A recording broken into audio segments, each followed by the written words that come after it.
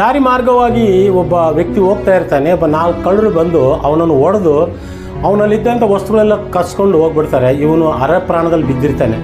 ಆ ಮಾರ್ಗದಲ್ಲಿ ಒಬ್ಬ ಯಾಜಕನು ಬರ್ತಾನೆ, ಅವನ್ನ ನೋಡಿ ನೋಡ್ಲಾರ್ದಂಗೆ ಹೋಗ್ಬಿಡ್ತಾನೆ. ಇನ್ನೊಬ್ಬನು ಲೇವಿ ಗೋತ್ರದವನು ಬರ್ತಾನೆ, ಅವನು ಕೂಡ ಇವನನ್ನು ನೋಡಿ ನೋಡ್ಲಾರ್ದಂಗೆ ಹೋಗ್ಬಿಡ್ತಾನೆ. ಆದರೆ 3ನೇ ವ್ಯಕ್ತಿ, ಸಾಮಾನ್ಯ ವ್ಯಕ್ತಿ, ಜನರಲ್ ಬರ್ತಾನೆ. ಅವನ ನೋಡಿ ಅವನ ಮೇಲೆ ಕನಿಕರ ಪಟ್ಟು ಅವನ ಹತ್ರ ಹೋಗಿ ಅವು ಗಾಯಗಳನ್ನು ಕಟ್ಟಿ ಅವನನ್ನು ಕತ್ತೆ ಮೇಲೆ ಕೂರಿಸ್ಕೊಂಡು ಊರೊಳಗಡೆ ಬಂದು ಒಂದು ಆಶ್ರಮದಲ್ಲಿ ಬಿಟ್ಟು ಆಶ್ರಮ ಯಜಮಾನಿಗೆ ಹೇಳ್ತಾನೆ, ಅಯ್ಯ ಇವನಿಗೆಲ್ಲ ಪರಿಚಯ ನೋಡ್ಕೊಳ್ಳಿ, ಇವನಿಗೆಲ್ಲ ಎಷ್ಟು ಆಗುತ್ತೋ ನಾನು ಈ ದಾರಿಗೆ ಹೋಗೋಗಿ ಬಂದು ನಿಮ್ಗೆ ದುಡ್ಡು ಕೊಟ್ಟು ಹೋಗ್ತೀನಿ ಅಂತ. ಇದು ಅಲ್ವಾ ಮನುಷ್ಯತ್ವ ಅಂಬೋದು. ದೇವರಿಗೆ ಮಹಿಮೆ ಉಂಟಾಗಲಿ. ನೋಡಿ, ದೇವರು ನಿನ್ನ ಹೃದಯದೊಳಗಡೆ ಇರ್ತಾನೆ.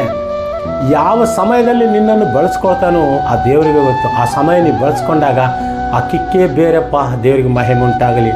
ಇದು ಅಲ್ವಾ ದೇವರ ಪ್ರೀತಿ.